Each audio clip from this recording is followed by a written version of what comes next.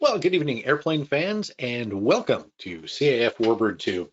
Joining us tonight, Morgan Montalvo, and we are going to talk about the Spanish Civil War, 1936 to 1939, and how it connects to World War II and actually relates to things that are happening and still happening in the world today. Morgan, glad to have you back on the show.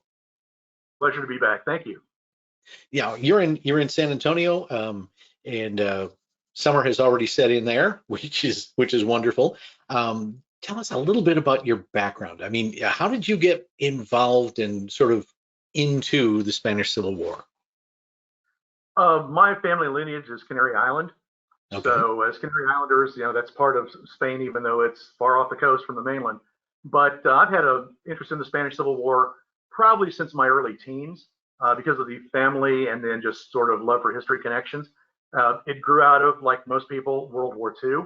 And then, whoa, there's a Spanish Civil War that is going to, seem to be a curtain raiser or a precursor.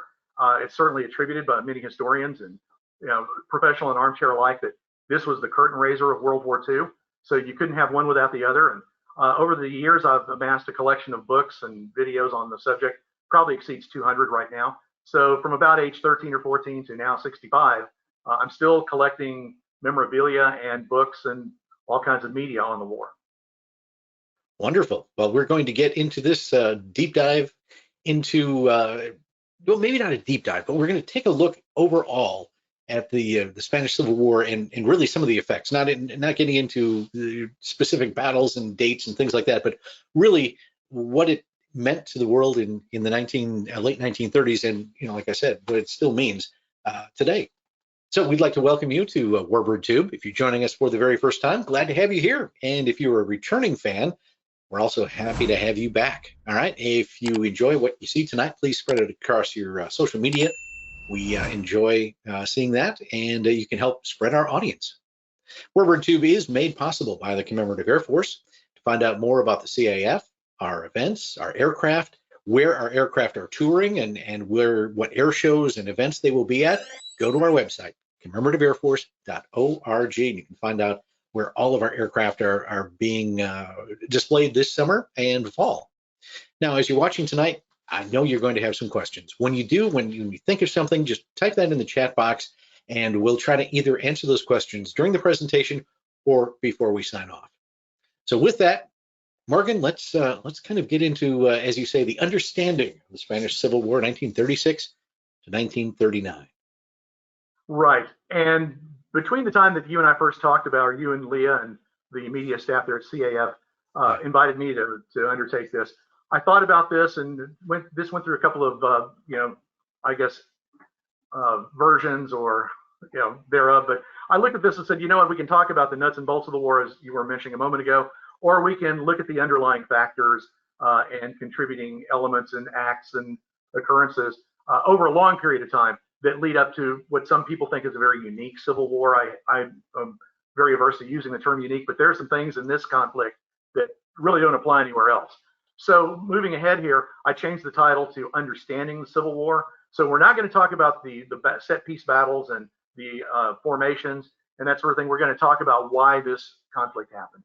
So I'm providing you first here with just sort of my textbook definition of what the war was, the duration, who was involved on the left and on the right, because this is, at its core, this is an ideological struggle as much as a military one. And this ends with liberal democracy being pushed aside and replaced by an authoritarian regime. And authoritarian regimes are nothing new to Spain. So we'll go to the next slide.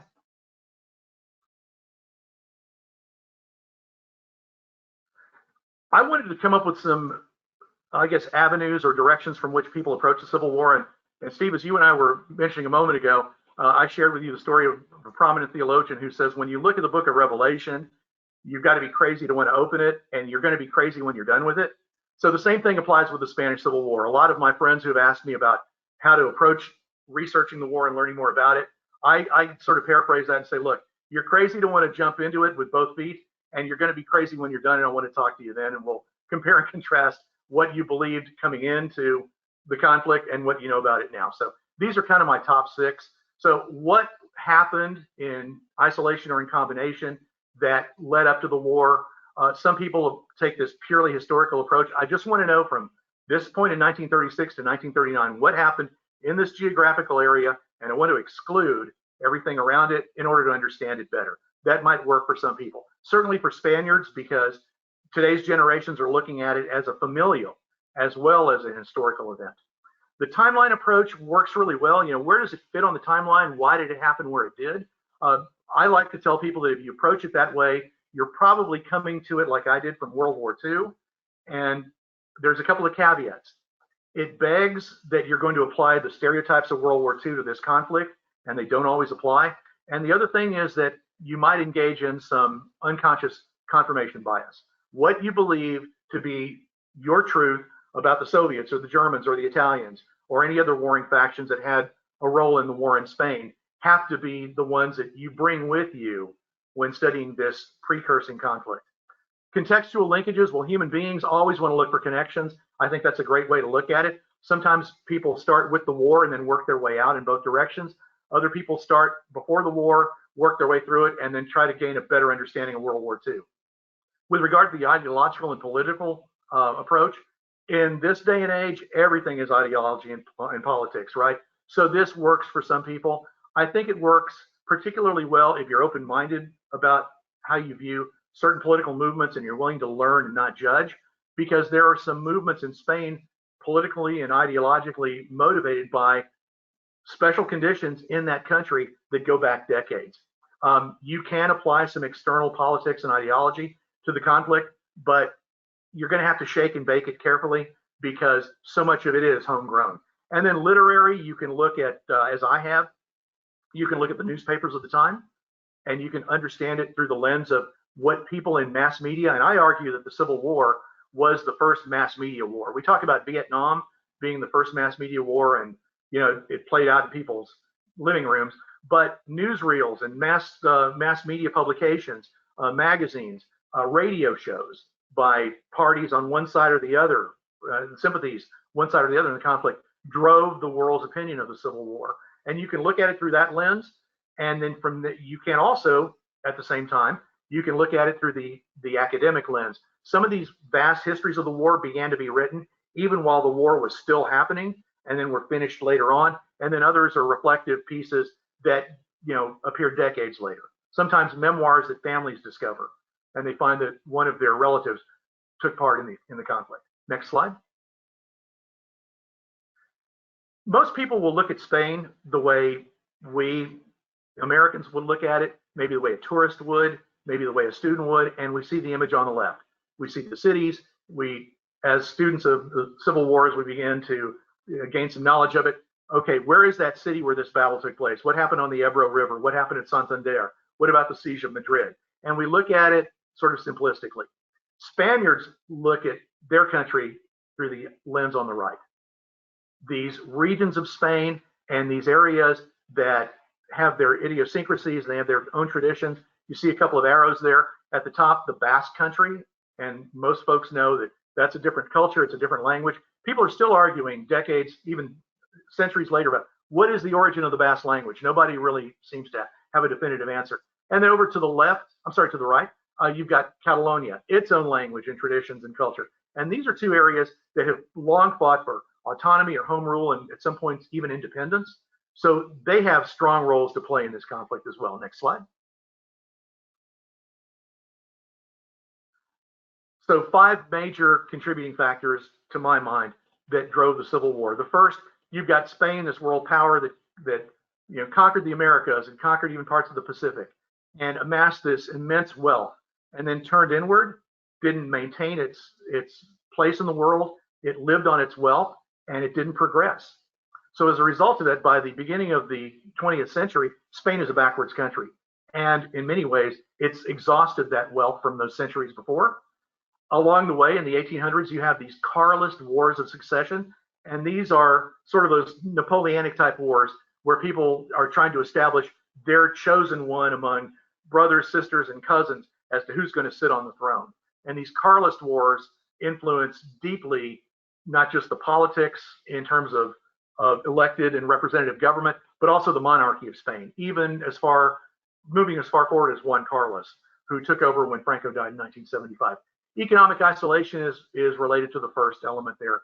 When a country turns in on itself, tries to be isolationist, and then hopes to live on what it has amassed in the past, it's like living off your savings account without any interest bearing, right? And it is influenced by that lack of industrialization. There was some industrialization in Spain at the time, but it was certainly not a leader, and it was limited in trading partners, even across the border with the rest of Europe. And that all leads to this widespread poverty, particularly in the rural areas. And just like a seismic readout, and I included one there at the bottom, you have all these factors that are simmering under the surface, and something's going to happen. And then you're fooled by maybe a short period of what looks like stability or calm, and then suddenly everything erupts. Next slide, please. Latifundia and caciquismo, two elements that definitely drive the thought and deed of the working peasant, and the working laborer in those factories and industry in Spain. Latifundia is this practice of absentee landlord and land ownership, where the land is worked by day laborers who have no place to go other than the land they're working. If they agitate or cause problems, they're blackballed and can't go to a neighboring place to work because the word's out about them. So they're very often intergenerationally illiterate, and they're kept that way. And they're kept that way so that they are a never-ending source of cheap labor for the profits of the rich. And if you look at the element line on the bottom, you have the landed gentry and those landowners and business interests that network sometimes through secret societies connected to the church. And the church reinforces those ideas through faith that this is your lot, this is your life. And as a peasant, illiterate or otherwise, you're in service of something higher and a reward later on, but don't rock the boat for the moneyed interests. And if all that doesn't work, they're the civil guards, the guys on the right there, and they're sort of your combination highway patrol, National Guard, SWAT team, and they were always called in to quell any sort of uprisings or agitation on behalf of the ruling class. Next slide. In 1898, America defeated Spain, and Spain lost Cuba and Puerto Rico and the Philippines and Guam and some other possessions. And it was a incredible embarrassment for Spain considered during the time it considered itself to still be sort of an empire, right? But a mismanaged one. People born in those immediate decades before grew up and witnessed the demise of the Spanish-American War, and they were known as the generation of '98. These are writers, poets, playwrights, other intellectuals, professors, and they sort of form this loose network of thinkers and a brain trust that talks about what has to happen to propel Spain into the 20th century and find its place again among the nations. And so I've listed some elements here that they focused on in their writings and in their plays and in their newspaper articles and literary magazines to try to encourage Spanish society to turn outward and not remain inward, and to try to move in a more progressive fashion toward participation in 20th century economies and political interaction and finding a place again on the world stage. Miguel de Unamuno is probably the leading luminary of this movement. He was a professor and a playwright and a writer, and although basically a liberal, he did support for a time the basic uprising, the early uprising in Spain on the side of Franco. But as he witnessed the excesses, he said, you don't need to capture a town and then march all the men into the bull ring and wave after wave and mow them down. And you don't have to treat women and children horribly when you capture these villages. You should have that velvet glove, right? Over the mailed fist. And he ran afoul of the Spanish generals who were running the insurrection, and he died under somewhat mysterious circumstances in house arrest. Ramiro Whitney, although a right-wing theoretician, he really did provide sort of an enlightened, balanced view of what an authoritarian Spain could look like in the 20th century.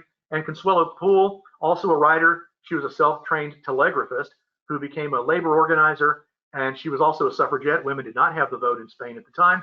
And she talked about how a regime, an enlightened regime, could benefit families and keep families together and also enjoy some economic security. Next slide, please.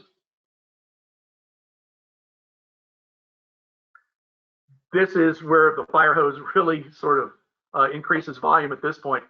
You have a short-lived First Republic in Spain in the mid-1800s. Then you have this Bourbon Restoration as a result of one of these Carlist wars I talked about. Who's going to get on the throne? Well, one faction wins, and they elevate King Alfonso XII. And so he rules until 1873. He dies.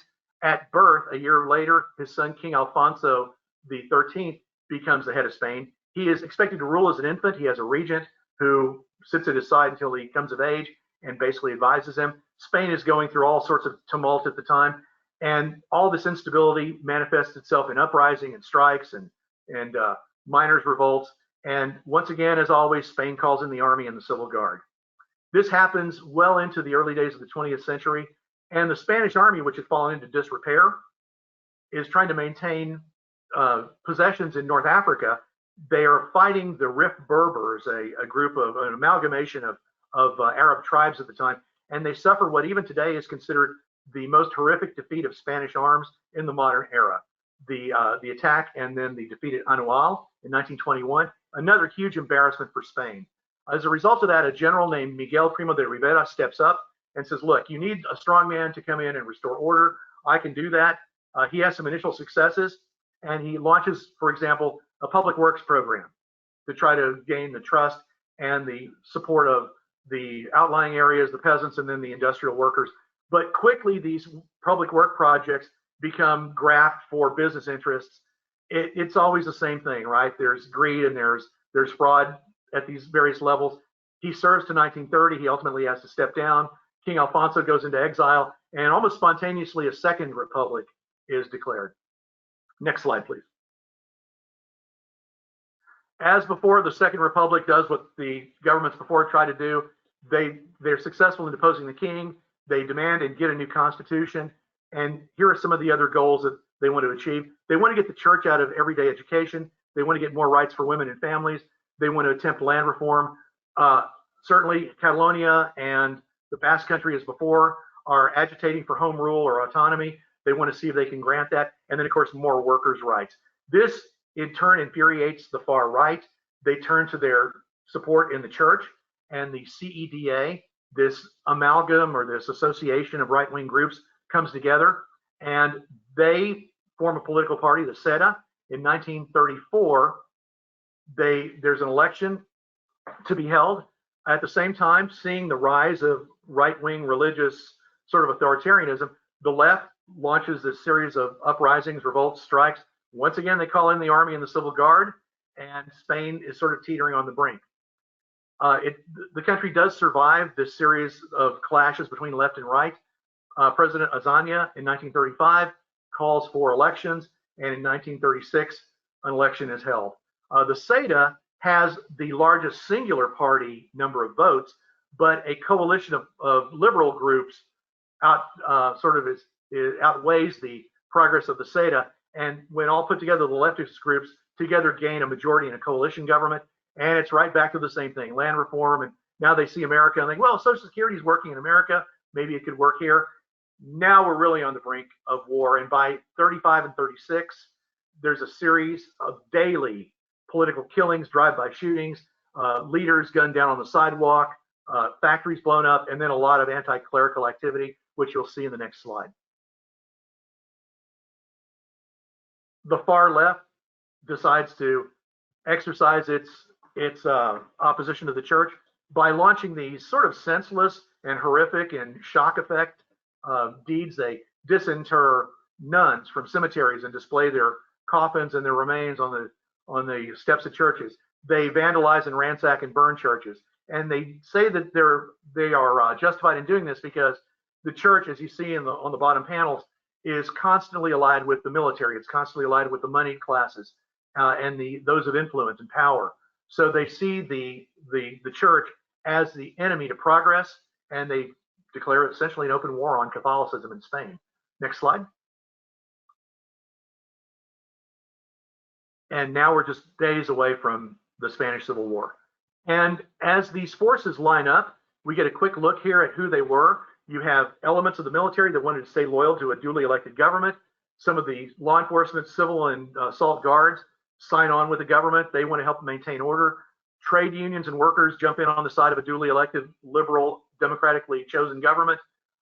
Then you've got the regional separatists. They see a chance in once again in Catalan and in the Basque Country to make a play for their autonomy.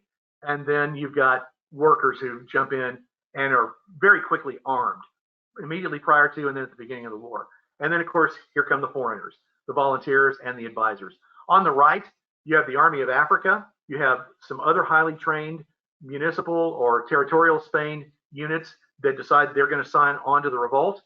You've got Moorish troops that are now loyal to the Spanish Army of Africa, ready to jump in. You've got Italian volunteers ready to take their place in the fighting. Germany creates its Condor Legion. We'll look at them in some detail here in a moment.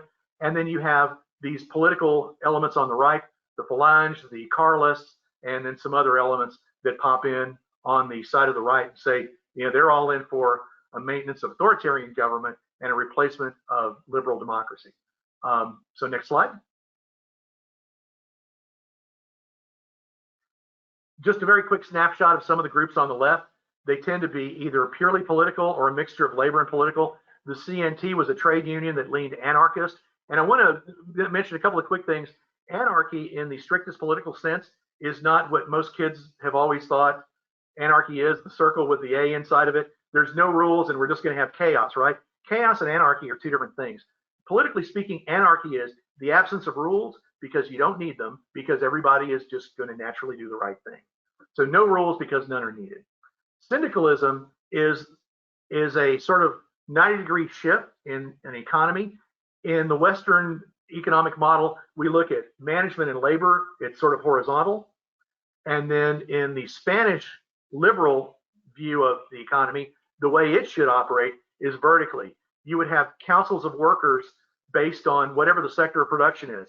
All of the automakers, all of the textile plants, all of the other fabricators would come together and then set their production quotas based on what the government needs, help set prices, and all decisions would be made by a workers' council instead of highly paid managers and stockholders. So there's your anarcho and syndicalism models sort of in a nutshell. All of these other groups are sort of fellow travelers. Some are, again, purely political with sort of a hint of labor. And then the farther down the gradient here, now you're getting into the traditional socialists. The POOM are worth, the second to the last are worth looking at because they subscribe to the anti-Stalinist Trotskyist model. And so they're outliers even among the communists. And they are in an internal war already with the PCE, the traditional pro-Stalinist communists in Spain. Next slide, please.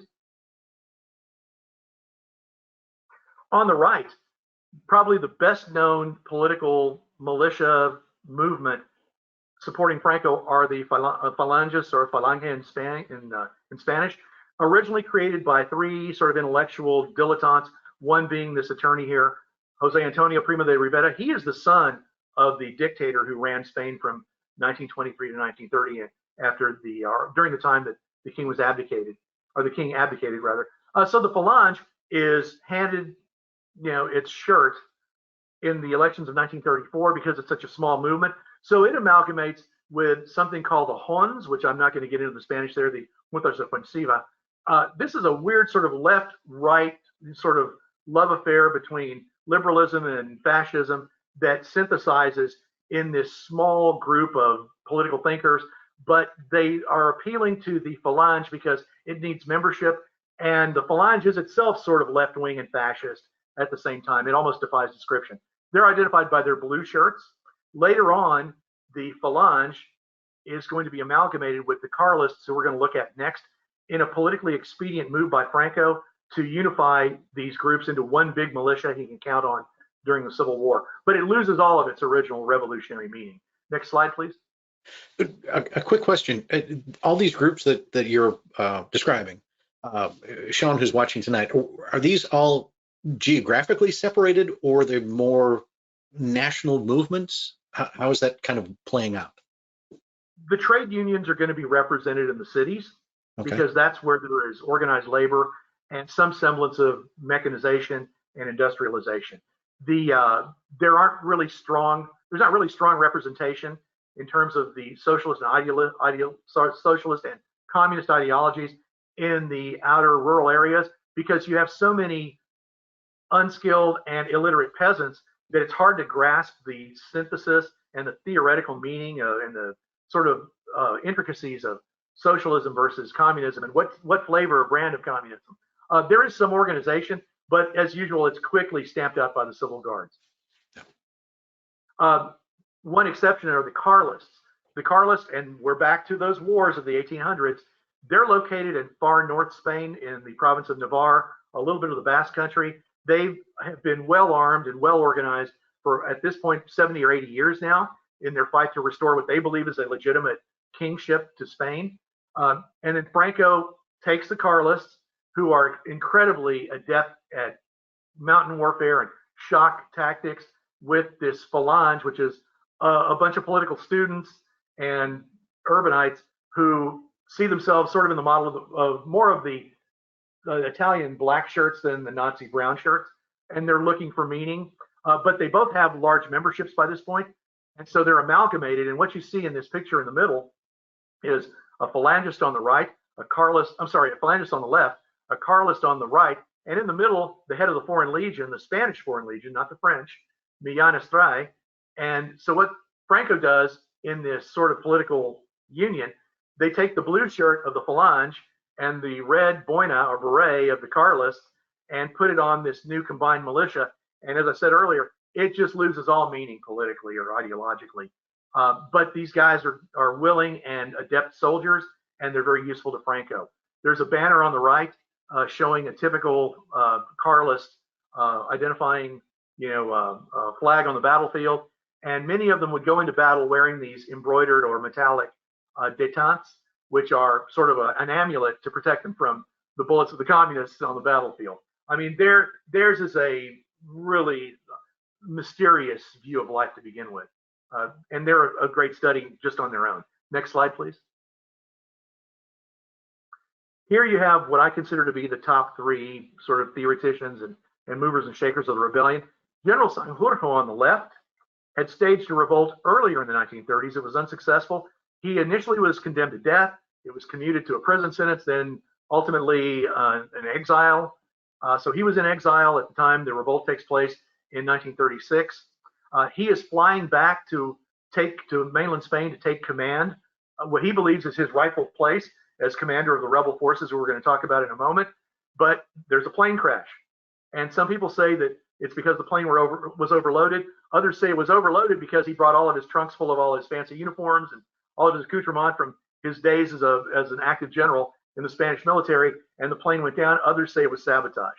On the right, you've got Emilio Mola, who's really an intellectual, and he approaches the plotting for the rebellion, which takes place first in the Army of Africa and then sporadically throughout the country. He is a thinker who looks at the Popular Front and the immediately preceding Second Republic and says, there are some elements that are going to work here. One, it's ordered, structured government. It may be a little liberal for a lot of people, but if we do this right, the rebellion can be, if not bloodless, at least not something that's going to tear the country apart. Let's give the left its due. Let's rewrite the Constitution. Let's restore some of the elements that the church controlled, education, some elements of banking, that sort of thing. Let's restore that to the church. Let's find a happy medium, and let's see if we can get Spain into the 20th century with as little bloodshed as possible. The ultimate leader of the rebellion is Francisco Franco, who was really one of the last major figures to be brought on board. He's very quiet, very calculating, and he was a hard sell to get him on board for the rebellion. He finally did. He was serving in Africa at the time, and is only at the last moment signed on as a leader. But politically, he has incredible instincts and very adept at maneuvering, and sort of the Eisenhower of the Spanish Civil War, in that he can bring people together into a room and make things happen. And that's borne out with his 36-year rule after the Civil War. Next slide, please. When the rebellion finally takes place in mid-1936, here's where geography comes into play. You've got an area that's under Republican control in the south and the east, but it's separated from Republican control in the far north. They have the advantage of much of a coastline where they can get supplies, but these are areas that are dominated by workers' militias, untrained soldiers, learning how to fight on the fly, and those elements of the Spanish military that chose to remain loyal to the government. In the red enclaves across the northern, central northern area of Spain out to the west, this is where they declare for the rebellion. And then you've got these pockets of large cities where there are large barracks, and those military units housed in those barracks declare for the rebellion as well. And this is all as a result of successful plotting by Emilio Mola.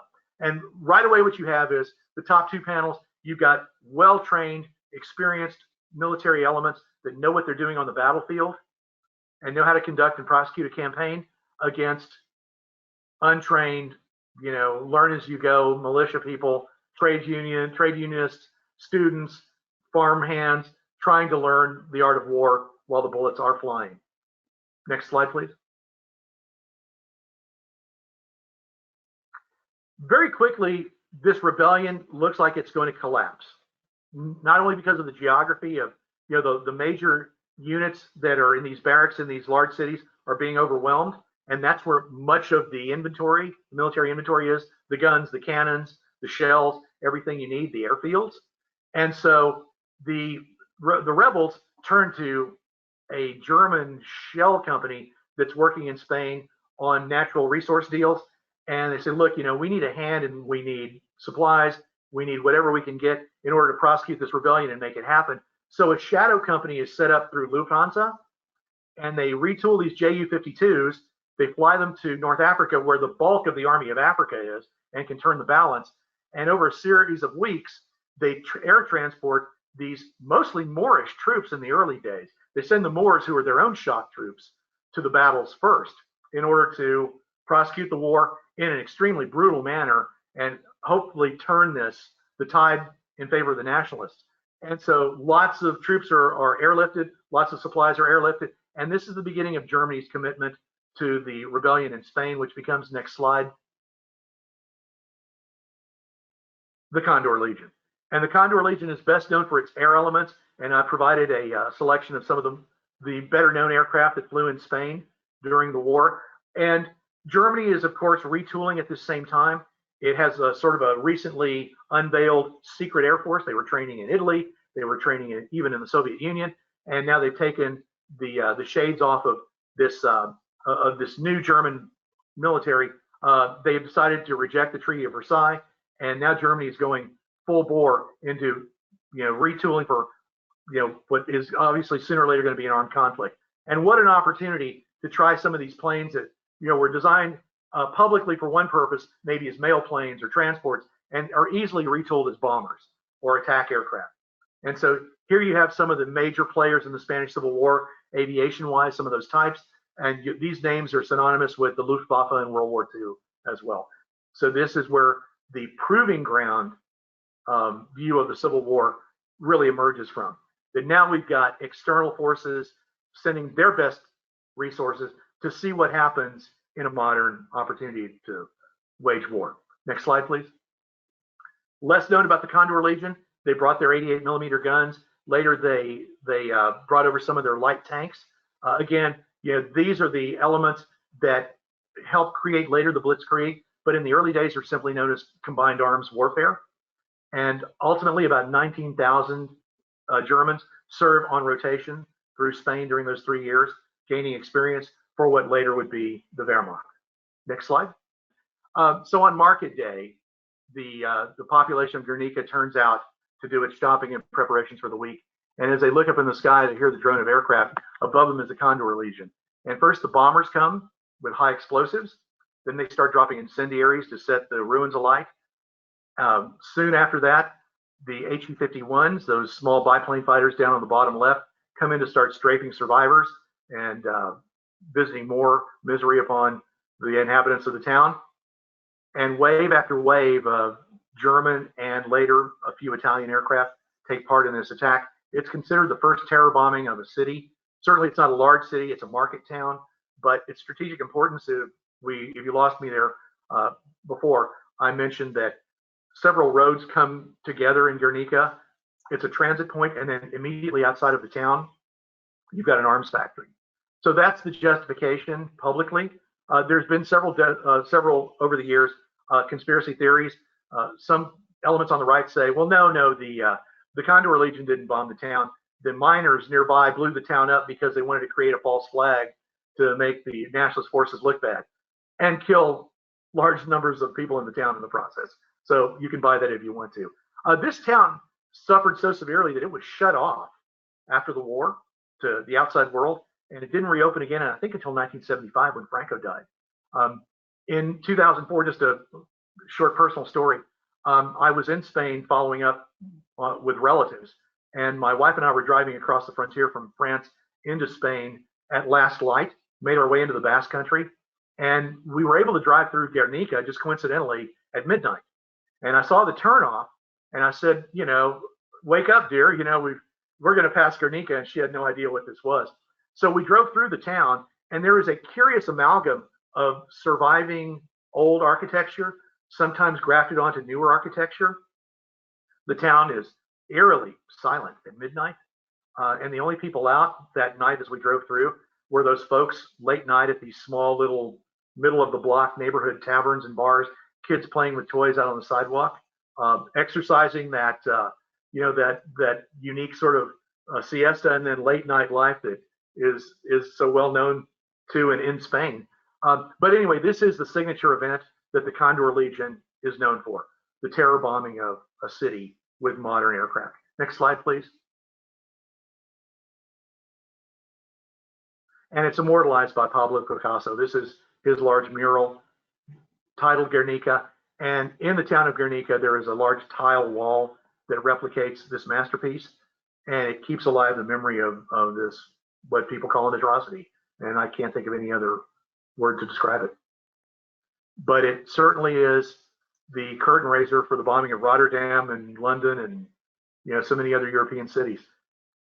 At the same time that the Condor Legion is taking its place in Spain, Mussolini sees a role for his forces. They're modernizing. They've got recent experience in Libya and Abyssinia in North Africa and the Horn of Africa. Unlike the Germans, who for the most part, at least in the early stages, keep the Condor Legion under wraps, they don't want to broadcast to the world and even to their own citizens that many of the members of the military that are away on leave are in fact fighting in Spain. They travel to Spain as students and archaeologists and mining engineers and whatever looked good on a visa, right? The Italians are a different model entirely. They're very open about it. They publicize it to the Italian citizenry. We're going to war on behalf of fascism to fight international communism, and we're going to do it to help the Spanish army and those reactionary conservative elements. So unlike the Germans who don't send infantry units, the Italians send massive numbers of infantry units.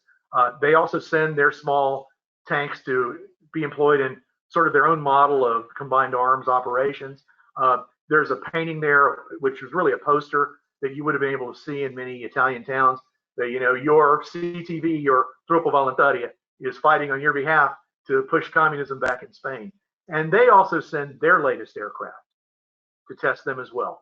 So you've got the SM-79 bomber, the SM-81 transport and bomber, and then the highly nimble and fast CR-32 biplane, and then of course the monoplane G-50. And contrary to what people say about Italy in World War II, the Italians were some pretty good flyers, and they certainly scored their share of victories in Spain. And this was their proving ground. Next slide, please. Not far behind the Condor Legion and the CTV, the Soviets step in and say, well, we have to preserve communism and socialism in its international model. So the Comintern, which is this international body that votes on the direction of the Communist Party, always with the approval of Stalin, I might add, decides they're going to send contingents of the Soviet army, not untrained volunteers or citizenry, but trained soldiers to Spain to do their part and buoy the duly elected liberal government. So they send advisors, they send their own tanks, which are larger and better armed than either the German or Italian models, but they're not employed as effectively in combined arms. They send thousands of trucks because logistics is an issue for an army of peasants and workers. They send tons and tons of supplies. And a little known facet of Soviet aid to the Republic was as the nationalists gained ground and captured large cities, you have these large refugee populations. And just like in World War II, when the British sent their children to Canada and to the North counties, and maybe to Ireland to get out of the way of German bombs during and after the Battle of Britain, tens of thousands of Spanish children were sent to the Soviet Union for safety purposes. Many of those families stayed in Spain. You'll find the last name Guzman, which is my mom's last name, maiden name. One of Putin's early close advisors when he first came to power was a Guzman. He is a descendant of one of those Spanish families that elected to stay in the Soviet Union after the Civil War. And then, of course, they leave on these Soviet ships that are bringing arms and a lot of food as well to the Republican-controlled areas through those large coastlines that remain under leftist control. They send their latest aircraft as well. Just to throw a few numbers out there, there were about 19,000 Condor Legion troops, more or less, within a couple of hundred, that served in Spain on rotation. That's a large contingent. The Soviets sent between 14 and 15,000. I've seen numbers as low as 5 to 6,000, even 2 to 3,000. So those numbers are really all over the place. The Italians sent about 50,000. So they sent a very large contingent to do their work on behalf of Franco. And here you see some of the well-known types from World War II as well. The SB-2 bomber, the Katyusha, the biplane, very nimble and quick, I-15 on the top right, the I-16, a restored example in Spain pictured there, and then utility types like the RZ. And there's a picture of Soviet airmen in the middle. These were considered volunteers. They were voluntold by Stalin, you're going to Spain. And the fate of some of these people during the purges late in the 1930s was that they were very successful in Spain, made reputations for themselves. Stalin saw those reputations made by the military leaders as a threat to his leadership, and many of those successful flyers and advisors in Spain in the early and mid stages of the war returned at the end to the purges of 38, 39 and found themselves with their backs against the wall because Stalin would entertain no competition. The reason that the Soviets sent the aircraft they did is because the Soviet Republican Air Force, the Spanish Republican Air Force was a hodgepodge of what was available on the open market, left over from years of lack of resources, lack of spending in the available spending in the treasury. So arms brokers and opportunists found ways to get aircraft to Spain. But I mean, look at the types. A second line bomber that was never really considered a success by the French, the 540. The FF-1, sort of a real limited lifetime biplane designed by Grumman and produced for a time in Canada as well. A lot of private aircraft like that Northrop, which would have been a small regional airliner in the United States, or maybe belonged to a newspaper magnate, someone of means who could afford a private aircraft during the Depression, find their way into Spain. The Newport Delage up at the top right is one of the few aircraft that was in the Spanish inventory that was really worth its weight. If you look at that picture in the middle, just to call this out, you've got the tail on the left-hand side of probably a Polikarpov RZ Soviet aircraft. You have this ex-US built and either donated or purchased Northrop, sort of passenger liner in the middle. Behind it is obviously the wing of one of those 540s. And way in the back, tucked in the far right, is the nose and the undercarriage of a Dragon Rapide. So once again, the Spanish Republicans took whatever they could get, including aircraft like the Dutch FK-51. And there's probably 40 or 50 types that are listed by various sources as finding their way to Spain. Not all of them have confirmation, but certainly it was a mosaic. Next slide. Soon after the Condor Legion, the CTV, and the Soviets are in place, around the world, organized labor looks at the civil war in Spain as its struggle because of contract disputes and layoffs and unemployment in, on the docks in New York or LA or Boston or, the Carolinas or, Houston, and same in, the British ports, the French ports. All over Europe, you have these unemployed, agitated, politically savvy workers in urban settings who look at the leftist side in Spain and say, their struggle for the workers is my struggle for the workers. And they're recruited by the communist Comintern, that internationalist sort of governing body of the Communist Party. They're recruited by communists in their countries that are part of many of the trade unions of the day. And then they're just one-offs who say, you know what, I'm looking for adventure, and they get on the boat. So you have Americans, you have British troops.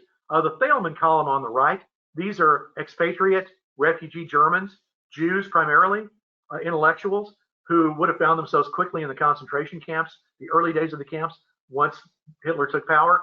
So they ran to Hungary, they ran to Poland, to Czechoslovakia, large numbers to France. And then they organized later on when the war started.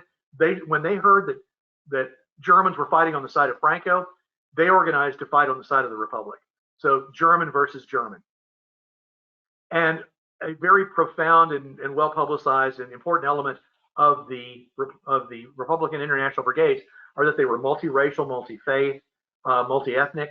A black American could not get a commission in the U.S. Army back home, but he could find himself leading troops as an officer in the International Brigades, recognized for his acumen, his ability, his know-how, his education, and his savviness leading troops.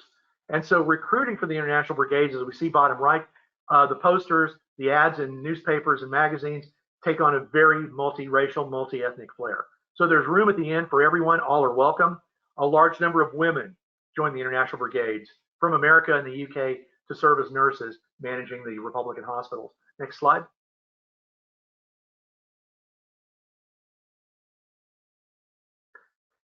This is a map of the key battles, and I promised you we were not going to go bit by bit, town by town, campaign by campaign. I'm inviting anyone who, after this fire hose of information is shut off, if you still want to jump in and learn about the Spanish Civil War, there's all kinds of small and large sources that you can easily acquire to find out about individual campaigns or just how the entire war was prosecuted. But at its core, once again, the top two pictures, untrained militia, farm workers, labor agitators and organizers, factory workers, students, large numbers of women, emancipated women under the Republic, fighting on the front lines, fighting in the cities, house to house, against a well-trained, disciplined, well-equipped, and now well-supported by foreign powers military force that is rolling over them like a juggernaut. Next slide.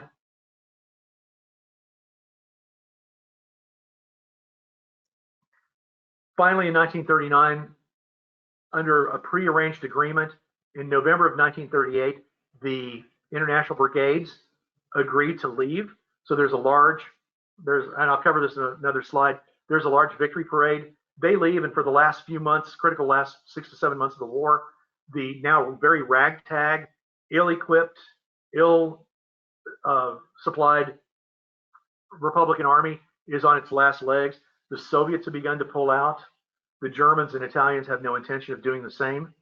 Some of the benefactors of the Republic, seeing the cause is lost, stop sending their monetary aid. Popular opinion among religious groups in places like America are very pro-Franco for obvious reasons. The control of the church and the sort of authoritarian and traditional way of life, right? They want to preserve that in a country like Spain that has its roots in Roman Catholicism. So by this time, the Republic's on its last legs. It finally capitulates in the spring of 1939, and Franco takes the victory parade. Next slide. The Condor Legion has, in large part, begun to leave. They're now parading in Munich and in Berlin and other German cities. The cat's out of the bag. They're welcomed home to these large parades and celebrations. They're back home, tanned, fit, covered with medals, covered with glory, well experienced now after wave of German military elements and units have been blooded really in Spain, and they can talk about the Mediterranean diet and beautiful senoritas, right, and their experience fighting communism. And so this energizes the Wehrmacht, which knows that sooner or later they're going to be fighting the communists on some battlefield, not coming soon to them, right? Next slide, please. The Italians are in it for the long haul. They stay to the very end, and they are part of the victory parade. Unlike the Germans, some elements of the Condor Legion are represented in the victory parade, but large numbers of Italians are present, and they also go home to Italy, be medaled and experienced and ready for the next conflict. Next slide. And as I mentioned a moment ago, by November of 1938, this agreement between the warring parties to kick the Republican foreigners out happens. There's a large parade in Barcelona. The International Brigade gives the leftist salute to the people of Barcelona one final time. They get on the boats. The picture in the middle, these are Polish volunteers retiring their colors. And as the war ends, for hundreds of thousands of Spanish refugees who have prices on their head because as political leaders or intellectuals or local elected officials, they're going to be hunted down by the Franco forces. They begin to line up on the Spanish-French border. They overwhelm the border guards, and very soon, within months, they're behind wire in essentially French concentration camps because the French don't have the supplies and the system to feed and house and clothe large numbers of expat Spaniards. Many of these Spaniards turn up in the French army later on, fighting against the Germans as payback for what the Condor Legion did to their country during the Spanish Civil War. That's its own odyssey, and be happy to organize and present something on that later on. Next slide, please. So the legacy of Franco is one of trying to put together this ravaged country with very, very little indigenous industry left. He strikes some deals with the Germans to provide raw resources to the Wehrmacht during World War II in exchange for armed, military arms and other services and engineering acumen. So there are some licensing agreements that are made for aircraft, and tanks are purchased. One of the ways that the Phalange, those blue shirts, feel that they can pay back the Germans for their aid during the Civil War is to, once Germany attacks the Soviet Union in mid-1941, is to organize an expeditionary force called the Blue Division and cross the border with the blessings of the Franco government to join the German army to go fight on the Eastern Front. So the Soviets came to my town to fight authoritarianism. I, as part of an authoritarian regime and a Phalange movement, I want to go carry the fight back to the Soviets on their territory. And you have the 250th Infantry Division of the German Army made up of Spaniards. So there they are at the christening of their division before they march east. The third panel on the top row is a Spanish soldier with a captured Ushanka, the Soviet fur cap, with his Phalange yoke and arrows insignia affixed to the front. Many of these soldiers stay on long after they're called back by Franco when he sees that the Allies have the upper hand, and he doesn't want to be on the wrong end of international relations for siding too closely with the Germans. Hundreds of Spaniards stay, refuse to come back. Some end up in the SS. There's documentation that the last forces that defended the Reichstag in the very last hours, and that's the Führerbunker area in Berlin that was now just a few hundred meters square, was a company of about 40 Spaniards that fought to the bitter end. Also some French SS and other Western European foreign volunteers who had no way to go home. If you're a Frenchman or a Dutchman or a Norwegian, those countries are being liberated by the Western Allies. You're going to be on the end of a rope. You have no choice but to stay with the Germans and fight to the bitter end. And they disappear into the cauldron of the battle for Berlin. The war ends very soon. The war ends, and soon at bottom panels, you have a Cold War. There's a creation of NATO, and the sort of ostracized Francisco Franco, who can't be trusted because he is so closely identified with Hitler and Mussolini. Within a few years, they're flying Sabre jets, and by the 70s, they're flying British Harriers. And they're a cornerstone foundational member of NATO, and all is sort of conveniently forgiven in geopolitics. Next slide, please. If you do want to immerse yourself in the study of the Spanish Civil War, there are literally hundreds of books. I've got well over 160 books myself in languages I can't even read, Bulgarian and Romanian and Serbo-Croatian. So, I mean, there are the recollections of these international brigaders from all over Europe. There are intellectual and academic treatises on the war that span decades. There's some great documentaries out there. Recently, some recently discovered volumes of diaries of American volunteers of surface. If you want to see a great multi-part documentary, down on the bottom left, The Good Fight, it'll cost you 6 hours of your life, 12 half-hour episodes. but these are now older Spanish volunteers, International Brigade volunteers to Spain, telling their stories about what it was like as a young person to have fought in what they believe is a life-changing event of their youth. There are small treatises on individual battles. George Orwell, the well-known British author, fought of 1984 fame, fought with the POUM, that crazy sort of weird Trotskyist communist militia that found itself at odds with the Stalinists and ultimately was wiped out by the communists especially when the Soviets came to town. They wiped out the POUM, and there were few traces of it left by the middle of the war. There are all kinds of reflective what happened after the Civil War books like The Good Fight Continues. And if you really want to go the academic route, I recommend authors like the top middle, Paul Preston, and then bottom right, Raymond Carr and Hugh Thomas. If you enjoy reading the white pages, or you enjoy reading the stock quotes on the business pages, all that gray space in the newspaper, you're going to enjoy these as well, because you've really got to dedicate the time and be committed to wanting to know more about the war. Next slide, please.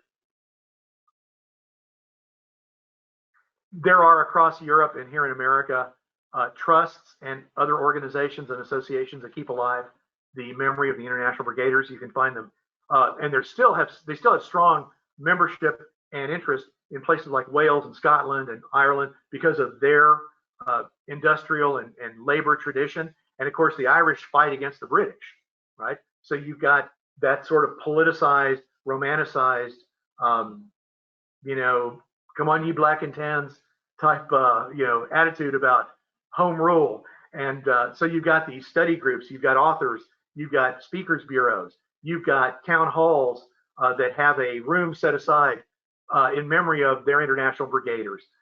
There are wreath lays, and then, you can go to Ireland and you can get the Irish International Brigade lapel pin if you want it.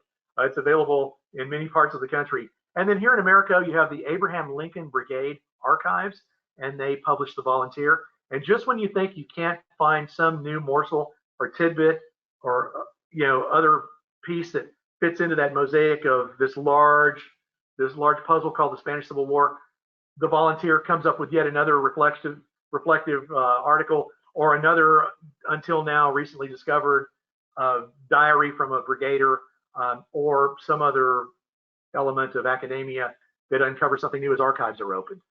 Some interesting archives were opened when Eastern Europe fell.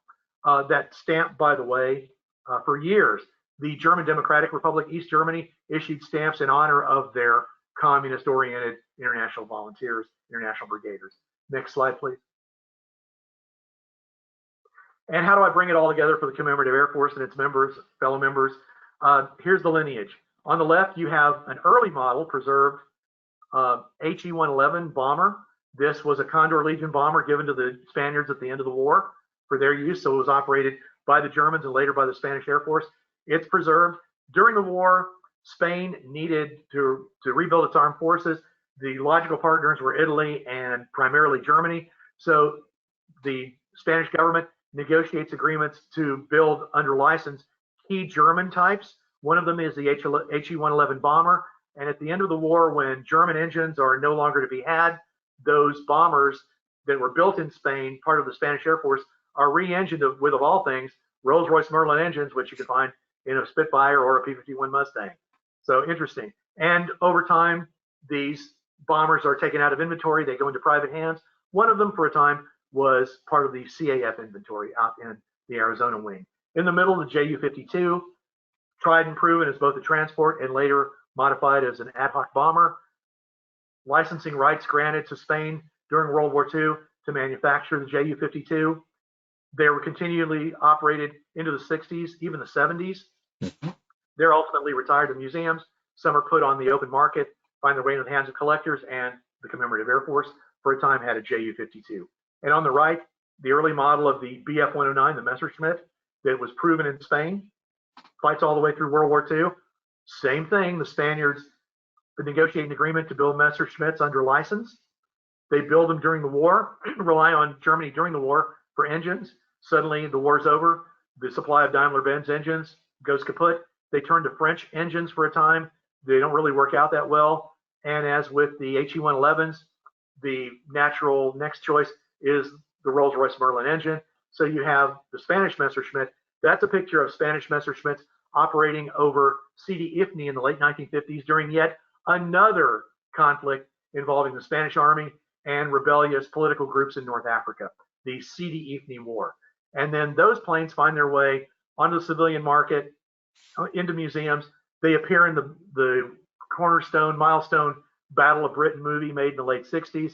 They're sold off after that production, and some of those ME-109s find their way, at least four I remember as a kid, at least four found their way into the Commemorative Air Force of it, then Confederate Air Force inventory. And I remember seeing them at the old Rebel Field in Harlingen as a kid.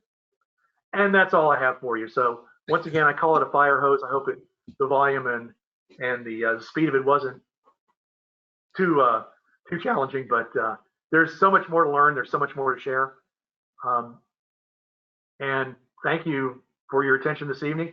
Thank you to the Commemorative Air Force for hosting me this evening. And any questions that I can take this evening about the Civil War, I'm happy to take it any time that remains. Sure. And something you just touched on, Morgan, is that you've been a part of CAF. You've in and out of CAF for many, many years. You were in the airborne unit, the detachment in the 70s.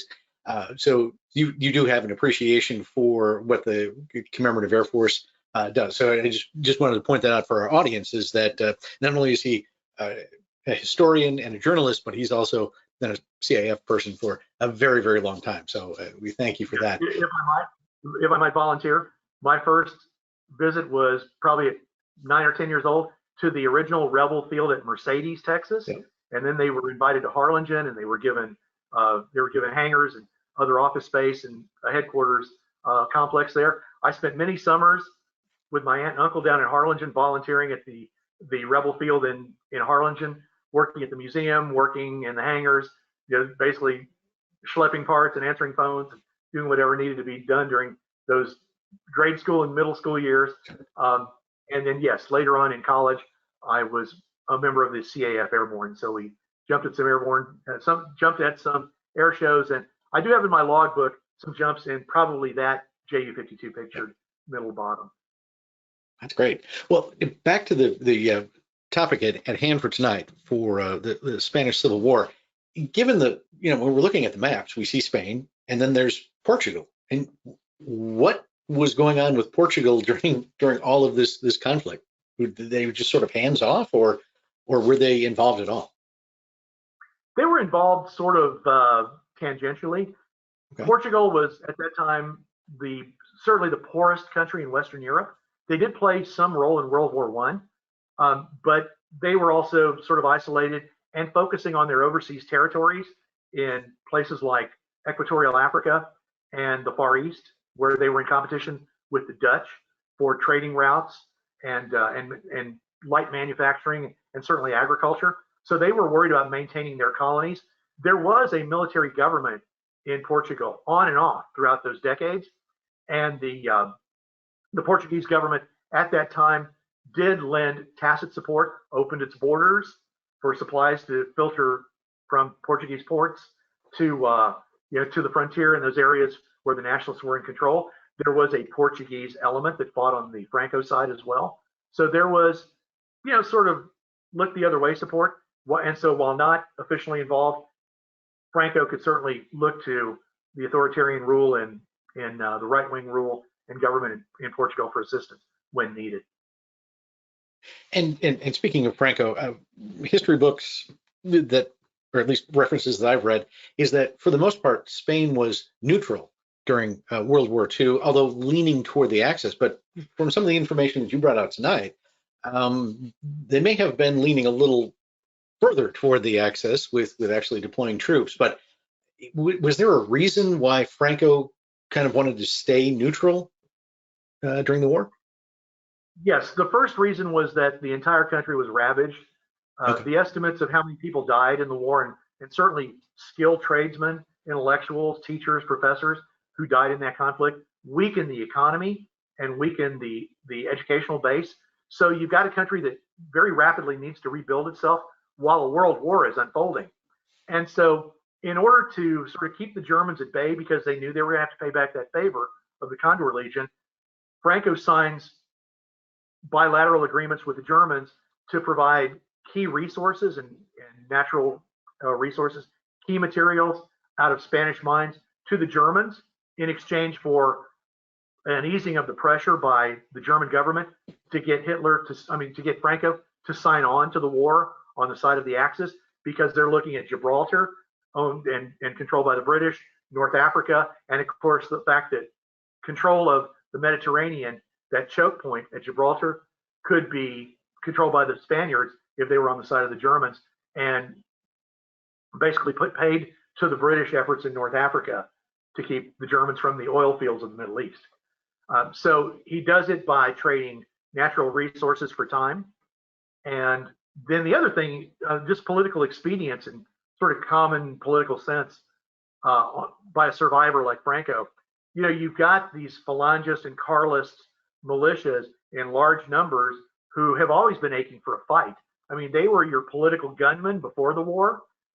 They were your militias in the north of Spain who were still angling to bring back their choice for a monarchy. And so now they're blooded, they're well trained, and they're unemployed. And what are you going to do with all those soldiers? You can let them stand on the street corners and try to find a job for them, but sooner or later somebody's going to find a use for them that's going to threaten Franco's government. So when almost spontaneously the Phalange says, "What a great opportunity to pay back Germany for what the communists did to us in our civil war. Let's cross the border, go to Germany, and let's take the war to the Soviets on their front steps." Well, Franco says, "Yeah, what a great opportunity to get rid of some potential agitators and troublemakers, and I can take the credit for this." And so they do. And if I could mention something briefly about that Blue Division that enlisted in the German army, during the first hours of enlistment opening, when the announcement was made that there was going to be this attempt to support Germany in its war against international communism, mere hours after it's announced that Germany has crossed into the Soviet Union, something like 17 times the number that was anticipated or expected shows up in order to volunteer. Wow. Amazing. Either during the Civil War or actually during World War II itself, was there any involvement as far as the Allies attacking any land in Spain? There is a documented case of after the Army Air Corps makes its way to North Africa to support the landings, and of course the British forces making their way to Tunisia, so that sort of march on Tunis. There's at least one instance of a P-38 unit exchanging fire with a Spanish Air Force unit flying Heinkel HE-112s, and I think one of the P-38s goes down in that scrum. So that's one instance. The Spanish ports were open to U-boats throughout the war, and you can see that in the movie Das Boot, that real popular movie on submarine warfare from 30 or 40 years ago now. Certainly a lot of a lot of German spies operated in Spain because they could look across the frontier to Gibraltar. Spain and Portugal, Lisbon even today is a well-known transit point for the CIA and the KGB and the Mossad and everybody else in between, right? They've always played that role. So no formal attacks on Spain, but when the British wanted to leak fake plans to the Germans about a pending invasion, they took a cadaver from a crypt or a mortuary in England and dressed it as either a Royal Marine or a Royal Naval officer, and then attached with handcuffs this briefcase with fake plans, and then dropped it off the coast of Spain and made it look as if either a submarine sank or a boat went down or something, knowing that if that body washed up on shore, the Spanish Secret Service would pass those plans on to the Germans, and they did it. It's called Operation Mincemeat, I believe. Wow. So there was certainly an undercover role that Spain played as well.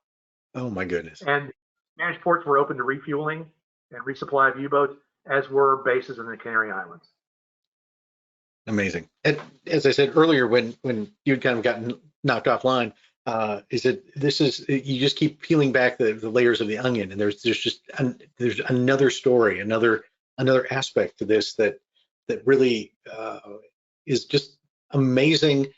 Not only what happened that brought us into World War II, I mean, because it really galvanized the Western powers against fascism and communism, but also how it still plays through throughout our history, through the conflicts that have been since World War II. So, any final thoughts before we wrap up tonight? Yes, a lot of people look at the Civil War in Spain through the lens of politics today, and whether you do or don't think that there are some parallels in countries in Western Europe, some people even apply to America. That oh, what happened in Spain could one day happen in America. The other thing is, I have provided analysis and coverage of the war in Yugoslavia, and so you see not a first world country, but certainly a modern country capitulate and then break into factionalism, and then ultimately independent republics and their own countries. So people look at those two conflicts and say, oh, well, that could happen in Hungary, that could happen in today Germany, in France, where there have been some contested elections. Again, people in America looking at it through the lens of the Civil War. The Ukraine, people want to apply the lessons of the Civil War here to the conflict in the Ukraine right now. Again, because you have this internationalist perspective and all these large powers, these military mights that are coming in on one side or the other in that conflict. So yeah, it certainly does keep giving. And Morgan, we appreciate you taking time out of your schedule. You've for those who don't, no one would know except Blaine and myself. You were at a conference like 24 hours ago. Took a red eye to get home to prepare for this tonight, and we certainly appreciate everything that you did to put together this presentation and share with us your insights and your knowledge. And again, what a pleasure to have you with us again tonight. Always a pleasure to appear on the CAF Warbird Tube, right. And already looking forward to what's going to be my next project for the CAF. Okay, can you let us in on what you're working on? I'm thinking about maybe looking at the war in Yugoslavia, the recent 1990s, or gosh, I mean, beyond that, I don't know, maybe something a little more mundane, I guess, by comparison. Who knows at this point? Right. But yeah, I'm leaning toward taking a look at Yugoslavia.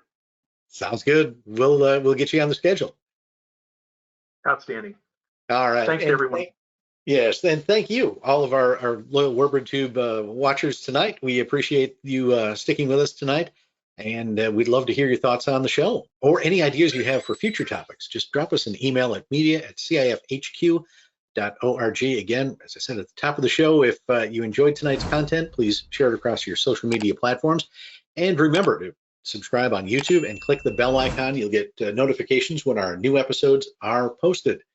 I appreciate the subscription. And again, click that bell icon and you'll get the notifications. Thank you for joining us again. And until next time, I'm Steve Buss. Blue skies and tailwinds, and have a great night.